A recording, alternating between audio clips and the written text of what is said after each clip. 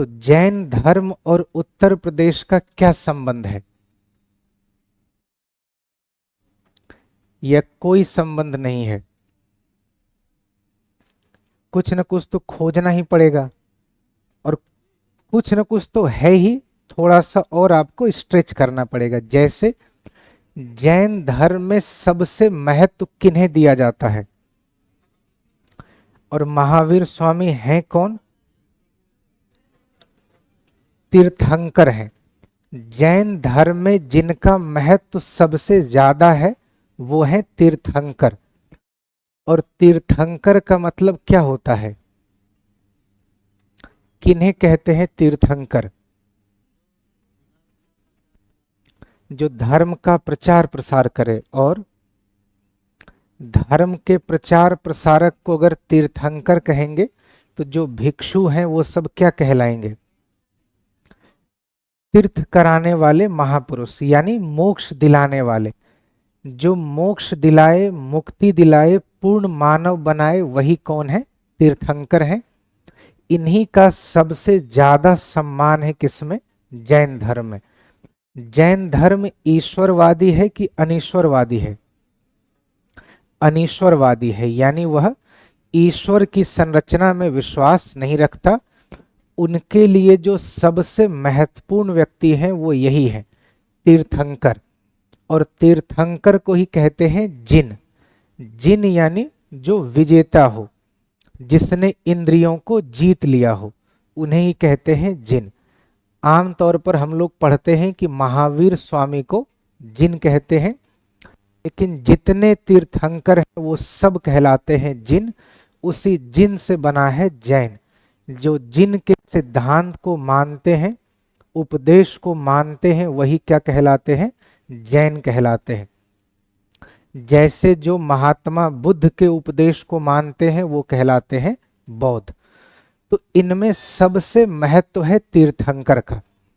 और इनमें भी पहले तीर्थंकर को ही माना जाएगा कि उन्होंने ही जैन धर्म की स्थापना की होगी। जाहिर सी बात है, जब यही मान रहे हैं कि सबसे महत्वपूर्ण यही है तो यहीं से धर्म शुरू होगा।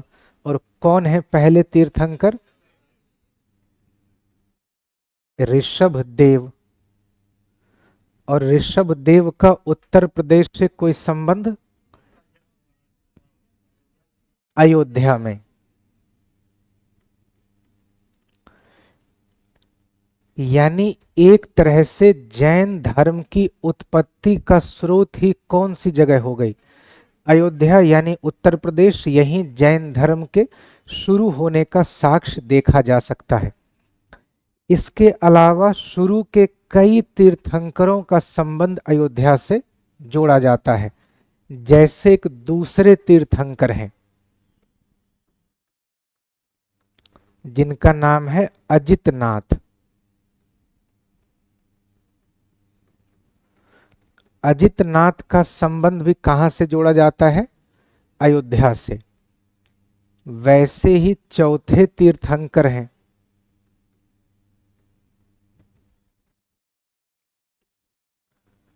अभिनंदन नाथ।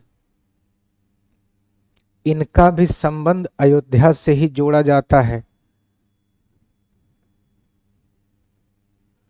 वैसे ही पांचवें हैं सुमित नाथ।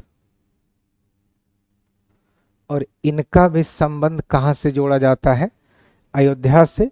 तो कम से कम 4 और भी कई तीर्थंकरों का संबंध अयोध्या से जोड़ा गया है। तो इसका मतलब केवल इतना है कि जैन धर्म के विकास में उत्तर प्रदेश की भूमिका प्रभावशाली रही है, या ऐसे कह सकते हैं कि उत्तर प्रदेश से ही संबंधित तीर्थंकरों ने जैन धर्म को विकसित किया है। सबसे अधिक भूमिका इनकी मानी गई। कुल कितने तीर्थंकर हुए हैं जैन धर्म में? 24 हुए हैं। जिनमें ऐतिहासिक तीर्थंकर किन्हें माना जाता है? 2 तीर्थंकर हैं जिन्हें ऐतिहासिक मानते हैं। एक हैं पार्श्वनाथ और दूसरे हैं महावीर स्वामी। तो 24 तीर्थंकरों में से 1 से 22 को कहते हैं प्रारंभिक तीर्थंकर और 23-24 को कहते हैं ऐतिहासिक। और इनमें जो 23वें तीर्थंकर हैं उनका संबंध कहाँ से है? वाराणसी से है, काशी से है। तो पहले ऐतिहासिक तीर्थंकर का भी संबंध कहाँ से है? उत्तर प्रदेश से ही है।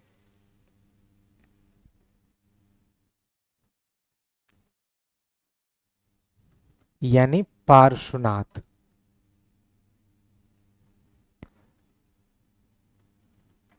ये हैं 23वें तीर्थंकर। पार्श्वनाथ हैं 23वें तीर्थंकर और इनका संबंध कहाँ से है? काशी यानी बनारस से।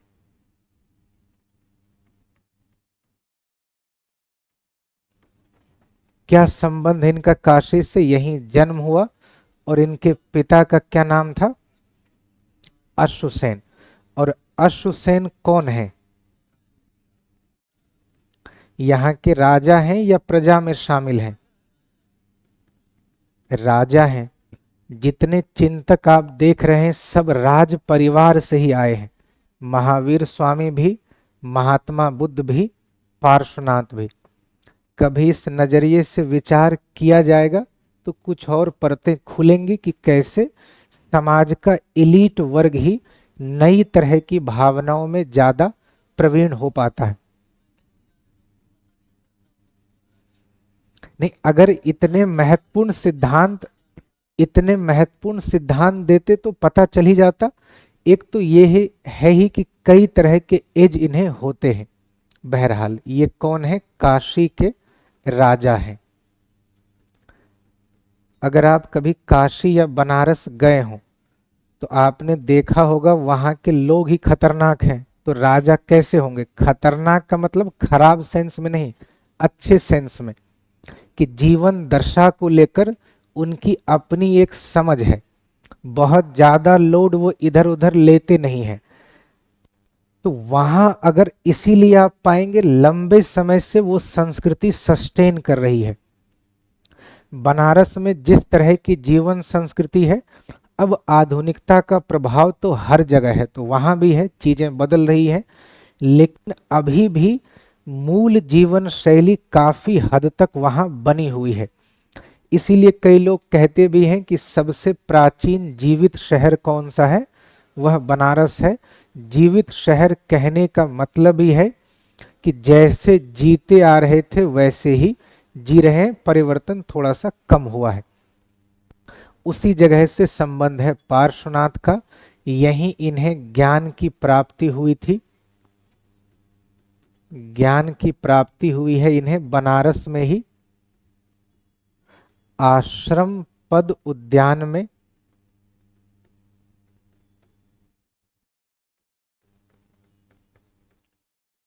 और फिर यही है जिन्होंने जैन धर्म के संबंध में पहला मौलिक ज्ञान दिया, जिसे चातुर्याम कहते हैं। सत्य के 4 आयाम इन्होंने बताए। उसी में आगे जाकर 5वां तत्व जोड़ेंगे महावीर स्वामी और जैन दर्शन तैयार होगा। जैन दर्शन का यह मूलभूत सिद्धांत इन्होंने ही दिया है।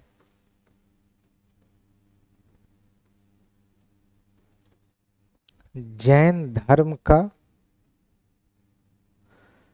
मौलिक सिद्धांत इन्हीं के द्वारा प्रस्तुत किया गया है, जिसे कहते हैं चातुर्याम।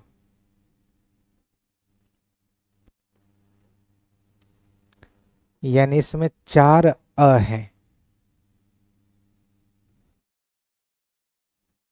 और क्या है अ?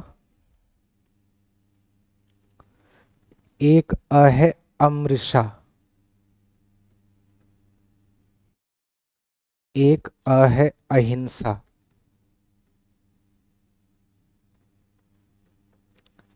तीसरा है अस्तेय,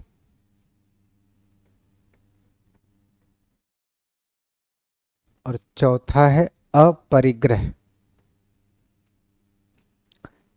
अमृषा, अहिंसा, अस्तेय और अपरिग्रह।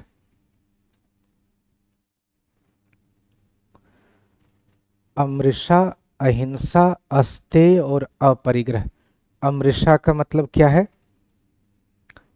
सुबह सुबह उठकर झूठ बोलना या झूठ न बोलना। अमृषा का मतलब है झूठ न बोलना, और झूठ न बोलने का मतलब है सच बोलना। अहिंसा का मतलब पता ही है, हिंसा न करना। और अस्तेय का मतलब परीक्षा में चोरी कर सकते हैं कि नहीं कर सकते, या वो भी मना किया है? मना तो किया ही है, लेकिन एक आध सवाल देख लिए पड़ोसी से तो क्या जा रहा है। बस सही सही हो, ऐसा ना हो कि उन्होंने भी डी लगाया और आपने भी डी लगाया, उत्तर बी होता। अपरिग्रह का मतलब है संचय न करना। देखिए हैंड राइटिंग खराब है तो आप संजय मत लिखिएगा, संचय है। संचय यानी अपने पास इकट्ठा करना, इकट्ठा करने को ही कहते हैं संचय करना, संचित करना। तो अपरिग्रह का मतलब है संचय न करना। इसी में महावीर स्वामी एक चौथा सिद्धांत, पांचवा सिद्धांत जोड़ देंगे, ब्रह्मचर्य। फिर यही पंचव्रत बन जाएगा। पंचव्रत का ही केंद्रीय महत्व किसमें है? जैन दर्शन में है। जैन दर्शन में माना गया है कि जीवन का सर्वोच्च लक्ष्य क्या है? निर्वाण है, यानी मोक्ष की प्राप्ति। मोक्ष मिलेगा कैसे? जब कर्म फल से मुक्त होंगे। और कर्म फल से मुक्त कैसे होंगे? जब पंचव्रत का पालन करेंगे, यानी अमृषा, अहिंसा, अस्तेय, अपरिग्रह और ब्रह्मचर्य का पालन करेंगे, तब जाकर कर्म फल से मुक्ति मिलेगी और जन्म मृत्यु के बंधन से फ्री हो जाएंगे। फिर यहाँ फंसने की आवश्यकता नहीं है, न ही परीक्षा देने की आवश्यकता है, न ही ओएमआर सीट भरने की आवश्यकता है। निर्वाण की प्राप्ति हो जाएगी। तो पार्श्वनाथ का संबंध है उत्तर प्रदेश से, और ये है 23वें तीर्थंकर।